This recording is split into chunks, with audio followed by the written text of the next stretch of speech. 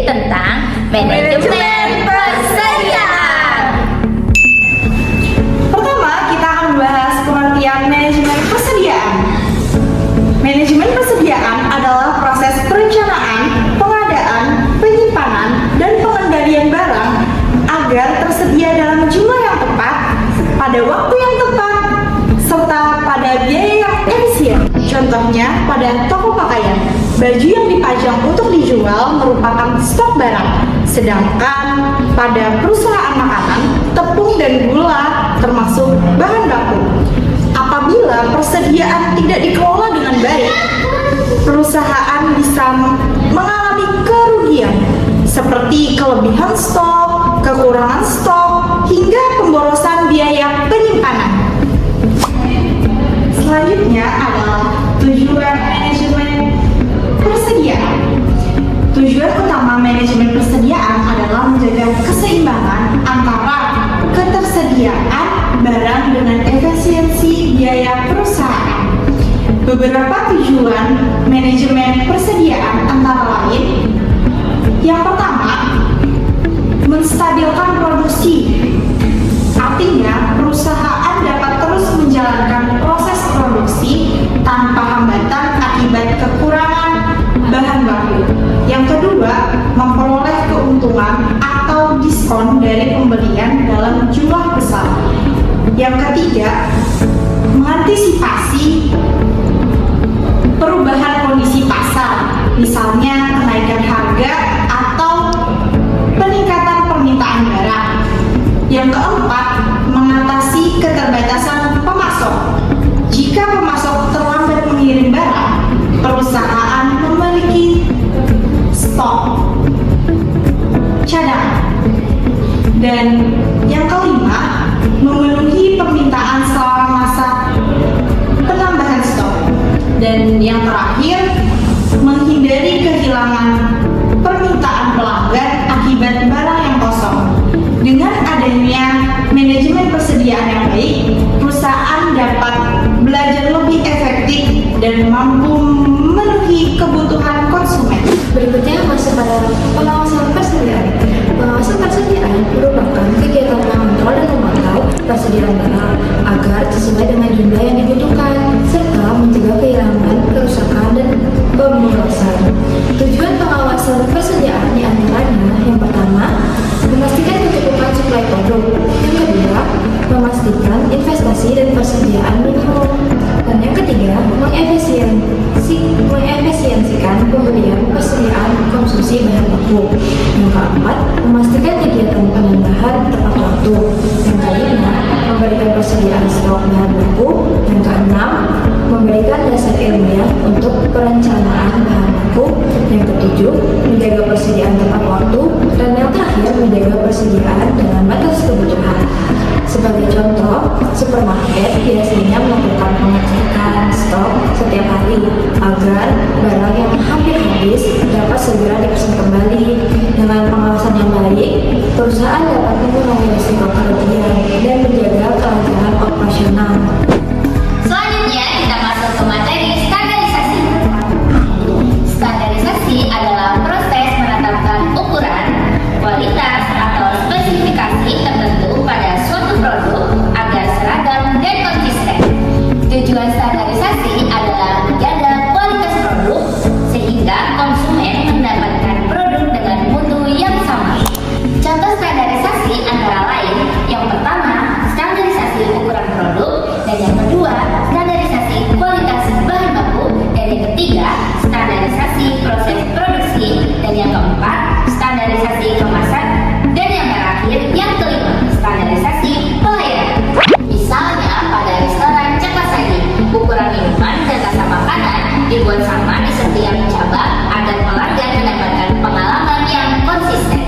Dengan standarisasi, perusahaan dapat meningkatkan kualitas, efisiensi, dan kepercayaan pelanggan. Selanjutnya, kita akan membahas mengenai penyederhanaan manajemen persediaan. Penyederhanaan manajemen persediaan adalah upaya perusahaan untuk membuat proses pengelolaan persediaan menjadi lebih mudah, lebih cepat, dan lebih efisien. Tujuan utama dari penyederhanaan ini adalah untuk mengurangi proses yang rumit sehingga pekerjaan menjadi lebih efektif dan mengurangi kemungkinan terjadinya kesalahan. Dalam kegiatan perusahaan, pengelolaan persediaan yang terlalu rumit dapat menyebabkan berbagai masalah seperti keterlambatan produksi, kesalahan pencatatan stok, sehingga pemborosan biaya penyimpanan. Oleh karena itu, perusahaan perlu melakukan penyederhanaan agar proses pengelolaan barang dapat berjalan dengan lebih baik. Yang pertama, mempermudah pengelolaan stok. Dengan sistem yang sederhana, perusahaan dapat lebih mudah mengetahui jumlah barang yang tersedia di gudang. Contohnya, penggunaan barcode atau sistem komputer dapat membantu pegawai mengecek stok barang secara cepat tanpa harus menghitung secara manual. Yang kedua, mengurangi pemborosan. Penyederhanaan juga membantu perusahaan mengurangi pemborosan barang maupun biaya. Jika pencatatan stok dilakukan dengan baik dan sederhana, perusahaan dapat menghindari penumpukan barang yang tidak diperlukan. Yang ketiga, mempercepat proses kerja. Selain itu, sistem yang sederhana membuat proses kerja menjadi lebih cepat. Pegawai tidak perlu melakukan banyak prosedur yang rumit hingga pekerjaan dapat diselesaikan dengan lebih efisien. Yang keempat, mengurangi kesalahan pencatatan. Kesalahan pencatatan stok dapat menyebabkan kerugian bagi perusahaan. Dengan adanya sistem persediaan yang lebih sederhana dan teratur, risiko kesalahan data dapat dikurangi. Yang kelima, meningkatkan efisiensi perusahaan. Pada akhirnya, penyederhanaan manajemen persediaan dapat meningkatkan efisiensi perusahaan secara keseluruhan. Perusahaan dapat menghemat waktu, biaya, dan tenaga kerja sehingga operasional menjadi lebih optimal. Contoh sederhana dapat kita lihat pada minimarket modern. Saat barang dibeli oleh pelanggan, barcode langsung dipindai dan stok otomatis berkurang di sistem komputer. Dengan cara tersebut, pengelolaan persediaan menjadi lebih praktis dan cepat. Materi berikutnya adalah analisis nilai atau value analysis. Jadi, analisis nilai merupakan metode untuk meningkatkan nilai suatu produk dengan cara menekan biaya tanpa mengurangi fungsi atau kualitas produk tersebut. Dalam analisis nilai, perusahaan akan mempertimbangkan apakah suatu biaya benar-benar memberikan manfaat bagi konsumen. Tahapan analisis meliputi mengidentifikasi fungsi produk, mengevaluasi fungsi untuk perbandingan, dan membuat alternatif yang lebih efisien. Contohnya, perusahaan dapat mengganti kemasan yang mahal dengan yang lebih murah tanpa mengurangi kualitas dan tetap aman. Dengan analisis nilai, perusahaan dapat menghemat biaya sekaligus mempertahankan kepuasan pelanggan. Tujuan dari analisis nilai adalah membantu perusahaan mengurangi biaya produksi tanpa mengurangi fungsi maupun kualitas produk. Selain itu, analisis nilai juga bertujuan meningkatkan efisiensi kerja, mengurangi pemborosan, dan membantu perusahaan mencari alternatif yang lebih hemat, namun tetap bermanfaat bagi konsumen. Dengan adanya analisis nilai, perusahaan dapat menghasilkan produk yang lebih efektif dan sesuai dengan kebutuhan pasar. Analisis nilai memiliki beberapa manfaat bagi perusahaan, seperti membantu menghemat biaya produksi dan meningkatkan efisiensi kerja. Selain itu, analisis nilai juga membantu perusahaan menjaga kualitas produk agar tetap baik di mata konsumen. Dengan biaya yang lebih efisien dan kualitas yang tetap terjaga, perusahaan dapat meningkatkan daya saing dan keuntungan perusahaan. Selanjutnya adalah JSDM atau J. JSDM ini merupakan sistem agen persediaan di mana barang atau bahan baku disediakan tepat saat dibutuhkan dalam proses produksi hingga tidak terjadi penumpukan di stok. Sistem ini juga dikenal sebagai stockless production atau zero inventory. Keuntungan JIT adalah yang pertama, biaya penyimpanan menjadi lebih rendah. Yang kedua, risiko barang rusak berkurang. Yang ketiga, perusahaan menjadi lebih efisien. Namun, sistem JIT memiliki risiko apabila terjadi keterlambatan pengiriman bahan baku karena stok yang tersisa sangat sedikit. Contoh perusahaan yang terkenal menggunakan sistem JIT adalah perusahaan otomotif seperti Toyota. Selain JIT,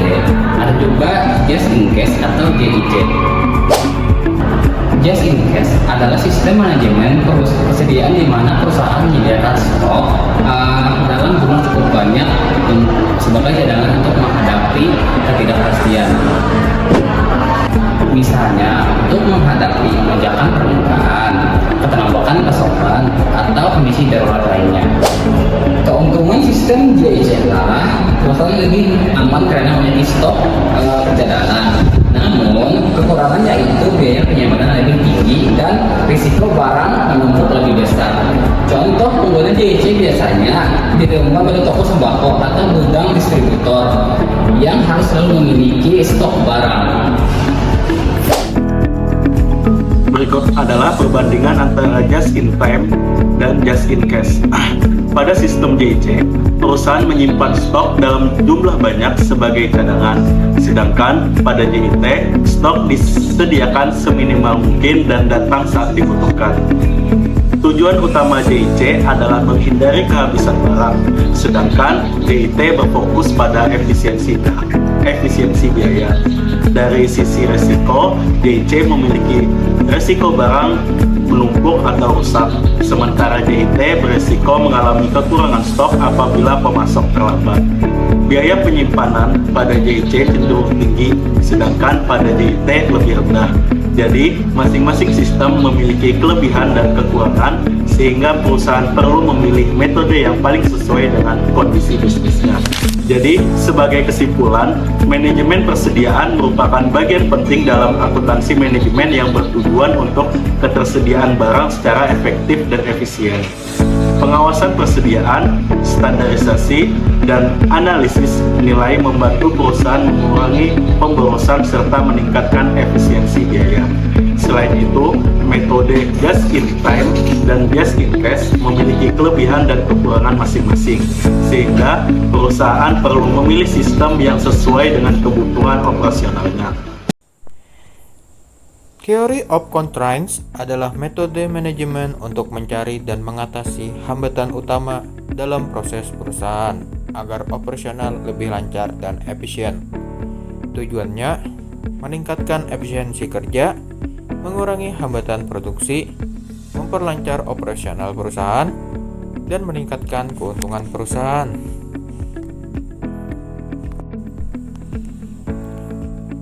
Masuk ke perhitungan dalam manajemen persediaan. Economic order quantity digunakan untuk menentukan jumlah pembelian persediaan yang paling ekonomis.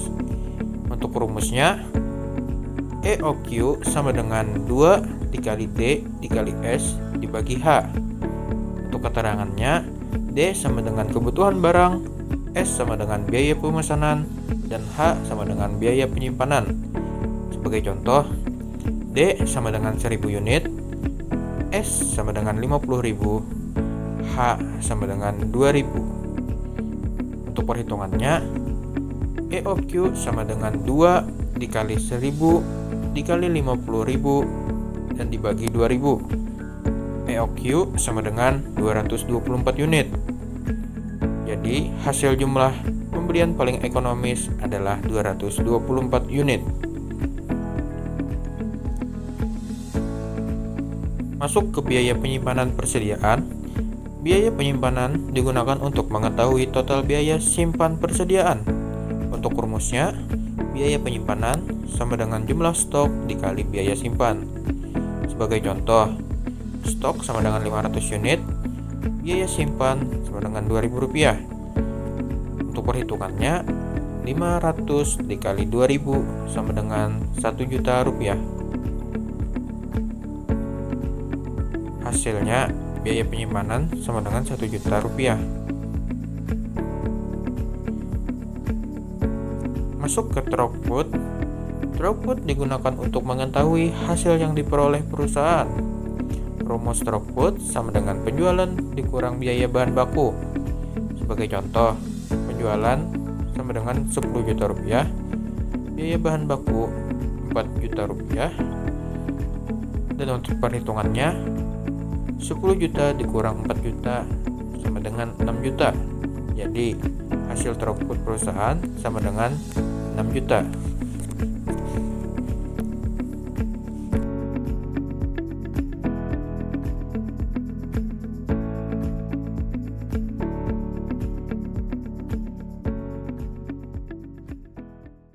Sebagai kesimpulan, manajemen persediaan merupakan bagian penting dalam akuntansi manajemen yang bertujuan untuk ketersediaan barang secara efektif dan efisien.